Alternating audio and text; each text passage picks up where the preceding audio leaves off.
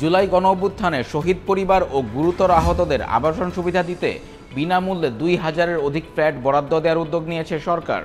শহীদ পরিবার ও আহতদের জন্য আলাদাভাবে নেওয়া প্রকল্প দুটির ব্যয় ধরা হয়েছে ২,১০৬ কোটি টাকা। প্রকল্পের উন্নয়ন প্রকল্প প্রস্তাবের জন্য গৃহায়ন ও গণপূর্ত মন্ত্রণালয়ে পাঠানো প্রকল্পটির জন্য নেওয়া হয়নি কোনো নীতিমালা, নেই সুনির্দিষ্ট মাস্টার প্ল্যান ও নকশা।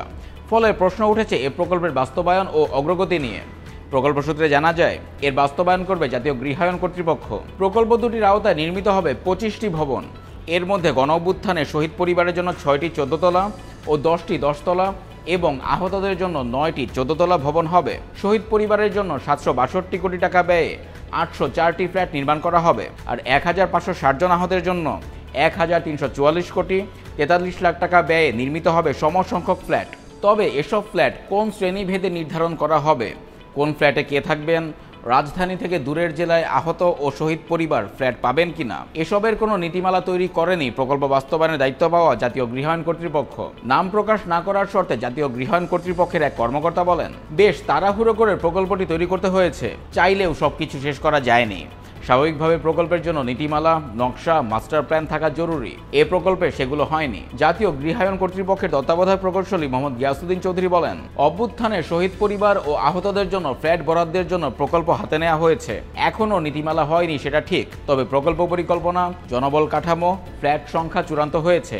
এছাড়া পরিকল্পনা কমিশন থেকে কিছু সংশোধনী দিয়েছে, সেগুলো করা হচ্ছে। শহীদ পরিবারকে ফ্ল্যাট বরাদ্দ দেওয়ার এর প্রকল্প নিয়ে ১৬ই জুন পরিকল্পনা কমিশনে প্রকল্প মূল্যায়ন কমিটি পিইসির সভায় নানা জটিলতার কথা জানানো হয়। পিইসি সভায় সাধারণ অর্থনীতি বিভাগের প্রতিনিধি হিসেবে উপস্থিত ছিলেন মোহাম্মদ মেহেদী হাসান। তিনি বণিক বার্তাকে বলেন, একটি প্রকল্প ডিপিপিতে নিতে হলে যে ধরনের মাপকাঠি থাকার কথা সেটি দেখা যায়নি। আমরা ডিপিপি সংশোধনের কথা বলেছি, মনে হয়েছে তাড়াহুড়ো করে প্রকল্প নেওয়া হয়েছে। ফিজিবিলিটি স্টাডি, আউটপুট নির্ধারণ, প্রকল্পের লগ ফ্রেম নির্ধারণ হয়নি বলে মনে হয়েছে। একটি প্রকল্প নিতে হলে পরিবেশ ইকোসিস্টেমের উপর কী ধরনের প্রভাব পড়বে, মাস্টার প্ল্যানটা কি, কাদের জন্য বরাদ্দ দেয়া হচ্ছে, এসবের স্পষ্ট একটি লিখিত বিবরণ থাকতে হয়। এই প্রকল্পে সেগুলো পাইনি। আমরা ডিপিপির আগে এসব বিষয় সংশোধন করার কথা বলেছি। সরকারের নীতিমালা অনুযায়ী ৫০ কোটি টাকার ঊর্ধ্বে কোনো প্রকল্প নেয়ার আগে সমীক্ষা করতে হয়। নীতিমালায় বলা হলেও জুলাই শহীদ ও আন্দোলনে আহতদের জন্য ফ্ল্যাট নির্মাণ প্রকল্পের ক্ষেত্রে তা করা হয়নি। এই বিষয়ে পিইসি সভায় প্রশ্ন ওঠে। দুটি প্রকল্পের নীতিমালা না হওয়ার পাশাপাশি চূড়ান্ত করা হয়নি নকশা ও মাস্টার প্ল্যান। এমনকি মিরপুরের যে জায়গায় ভবন নির্মাণের কথা রয়েছে তা নিয়ে রয়েছে নানা প্রশ্ন।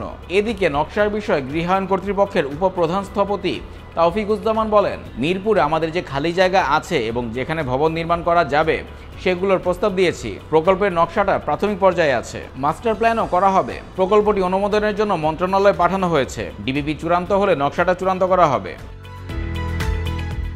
সার্বিক বিষয়ে কথা বলতে জাতীয় গৃহায়ন কর্তৃপক্ষের সচিব মনদীপ ঘরাইয়ের সঙ্গে যোগাযোগ করা হলেও তাকে পাওয়া যায়নি। এদিকে কয়েকজন জুলাই আহত বলেন, তাদের অনেকের জীবন জীবিকা নিজ নিজ এলাকা ঘিরে আবর্তিত। ঢাকায় যেখানে বহু মানুষের আবাসন সুবিধা নেই, সেখানে নতুন করে কাউকে গ্রাম থেকে এনে আবাসনের ব্যবস্থা করা যৌক্তিক নয়। শহীদ পরিবার ও আহতদের সঙ্গে কথা বলে তাদের পছন্দের স্থানে আলাদা আলাদা ফ্ল্যাট বরাদ্দ দিলে সবাই উপকৃত হতো। এই বিষয়ে বৈষম্য বিরোধী আন্দোলনের সমন্বয়ক মোহাম্মদ মুসা বলেন, ফ্ল্যাট দেওয়ার আগে শ্রেণীবিভাগ করতে হবে। শহীদ পরিবার ও আহতদের মধ্যে কারা ঢাকায় ফ্ল্যাট নেবে তা নির্ধারণ করতে হবে। কেউ তো উত্তরবঙ্গ থেকে এখানে স্থায়ী হবে না, পরিবার ছেড়ে অনেকে আসবে না, তাহলে তাদের জন্য কি করা হবে সে ধরনের পরিকল্পনা থাকা জরুরি। এই বিষয়ে জানতে বৈষম্য বিরোধী ছাত্র আন্দোলনের কেন্দ্রীয় সভাপতি রিফাত রশিদের ফোনে একাধিকবার কল করেও তাকে পাওয়া যায়নি।